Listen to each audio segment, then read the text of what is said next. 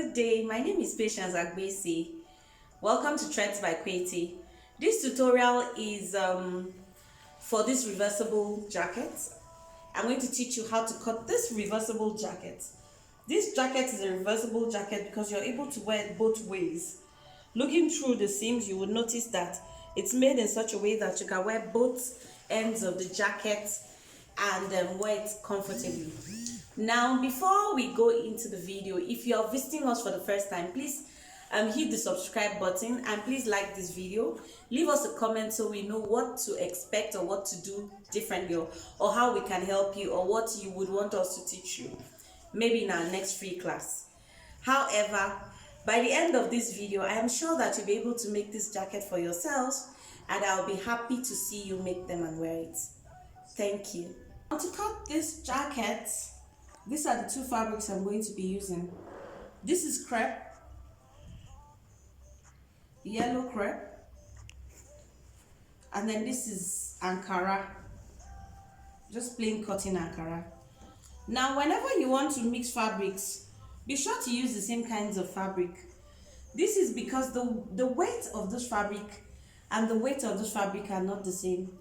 So sometimes if you use a fabric that doesn't have the same weight as the other, is likely to have your jacket falling over. The heavier of the fabric will pull the other, and then you would find that your sewing is not aligned, even though you had cut a perfect pattern before you started. Today I'll not be cutting any basic pattern before I'm copying. Since I'm going to be using these two fabrics, I'm going to be cutting on this Ankara, then I'll copy using this yellow, and then today I'm going to be teaching you how to actually sit on the machine and put this piece together, so you know how to fix the piece. Now, there's no one way of fixing the piece. I'll get to that when we finish cutting. So we'll just go straight to the cutting. As always, I'll be needing my scissors, my office pins, my T-square, my French curve is somewhere around, and my tape rule. We begin.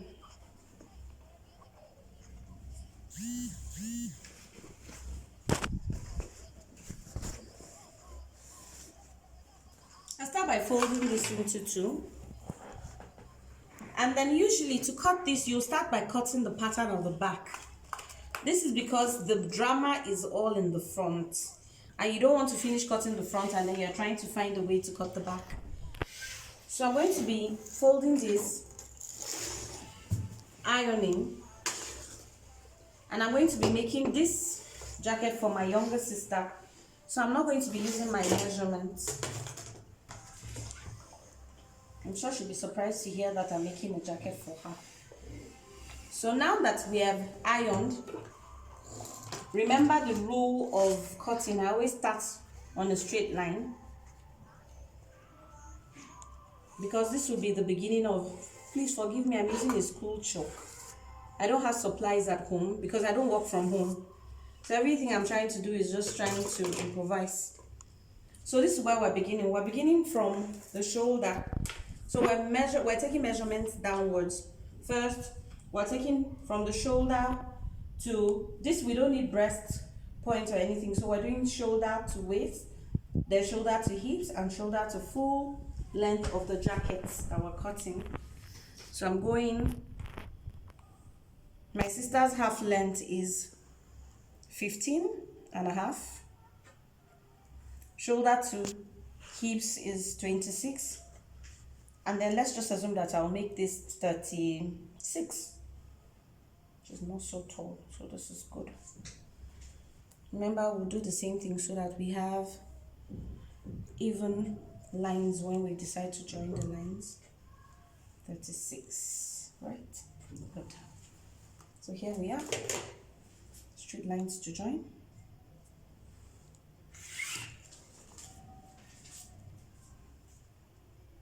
Remember where our hip meant to be, then the length of our dress. I hope you're seeing this. So now we put in the shoulder measurement. Her shoulder is 14.5, but for the sake of this jacket, I'm going to be doing 15. This is because it's not a sleeveless where I want it to go in. I want it to be full out. So I'm doing 15. So it will be 15 divided by 2. Remember, 15 divided by 2, you would have to fold, find your 15, fold and divide. Because usually I don't want you to assume that because you already know what 15 divided by 2 is, then you just put that. One day you'd make a mistake. Okay, sorry, I need to put my breast point because I need to find the bust. Forgive me. So 10 and 10. Forgive. That's mistake. So this is 10. So my sister's round bust is 38. And so I'm going to measure 38. Exactly 38. Right? And then with this jacket, I'm going to put a 1.5 allowance. This is because my sewing allowance will be half an inch, but the 1 inch will be so I have this free space within my jacket.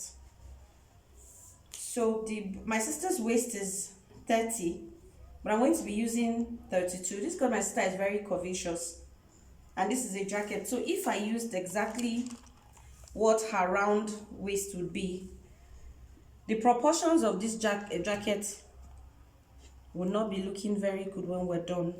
So remember, as above, 1.5 inch allowance, 1.5 inch allowance. Her hips is 44, so I measure 44.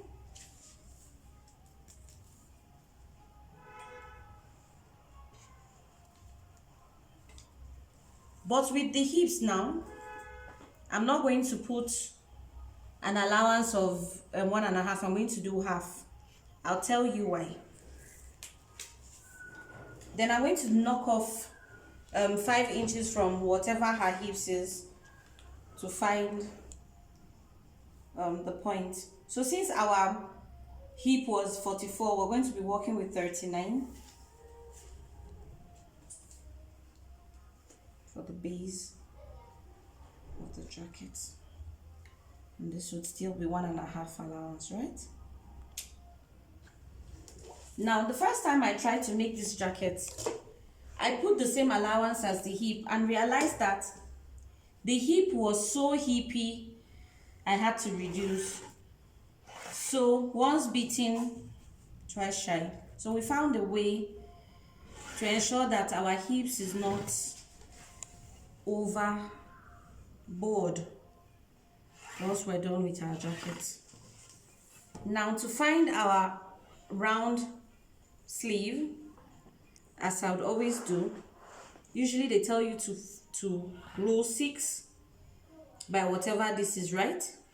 So once you find here, then you can curve within to find this point, right? But because this is a jacket, I won't do this because I don't know what you'd want to wear under your jacket. And so if I made it really tight, if you're wearing a shirt, you won't be able to wear a shirt. So now for the neckline, I'm going to do 4. That's for the back, remember? My 1.5. That's because I want my neckline to be high behind. I hope you can see my chalk lines. And then I go 1 inch from this point,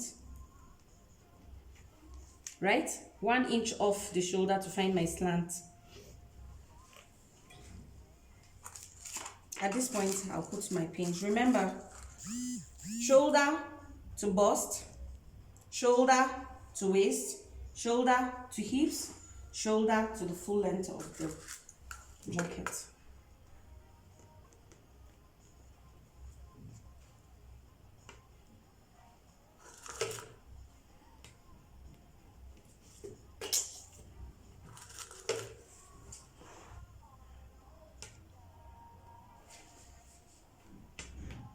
I think this is the easiest thing to make ever outside the straight skirts. So I'm just simply going to cut this out now.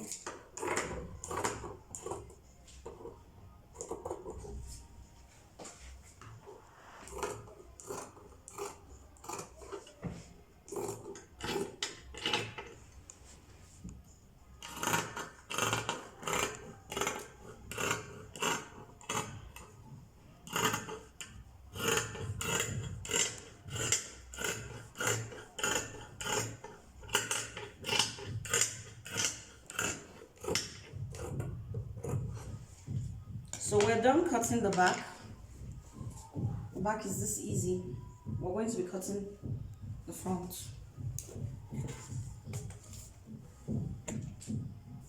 Now when you're cutting a basic shift dress, the same rules can apply in cutting the back. But remember, unlike when you're cutting a basic shift dress, you're cutting the front first before the back. So I'm trying to cut my front now. I'm going to fold into 2 again.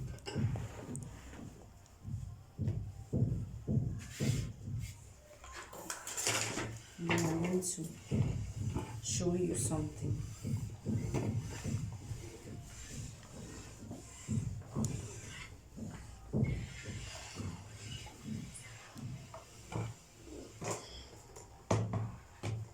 I would ensure that by the time I place my back against the fabric I'll be needing, I should have at least 6 inches, depending on how much of my lapel I want. I should have at least 6 inches. But for good measure, you see, this is 7.5. But for good measure, I'm going to be using 7 for this because I have enough fabric. So sometimes when you're working, ensure that you have enough fabric to work with. Some clients will say, but it's just a basic jacket. Why would you need so much fabric? So I have this much space now. Remember that this is going to be cut exactly at the same point. Remember, then when I get here, I'm simply going to slant, folding this by 2 inches. I'm going to slant all the way until it meets at my neckline, so that when I cut, this is what it will look like, right? So I'm going to measure 2 inches from here. So I'm pushing back by 2 inches. So this is 2 inches, right? And then remember that my neckline is still high because it's a lapel and it's not going to be high up, right? I'm just going to come down this way, right? And then from this point, I'm going to connect this line and this.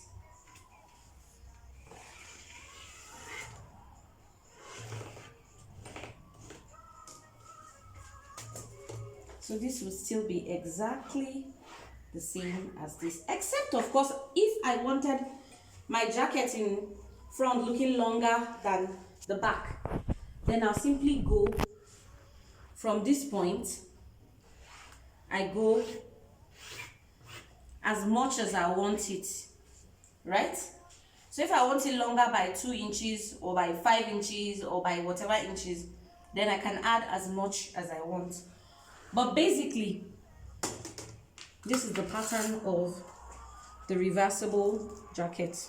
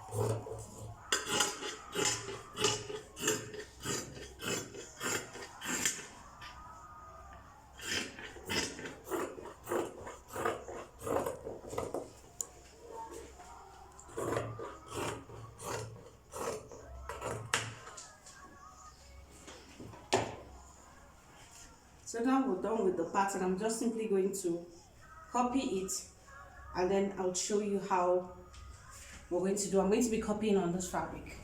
Then I'm going to show you how we can fix that.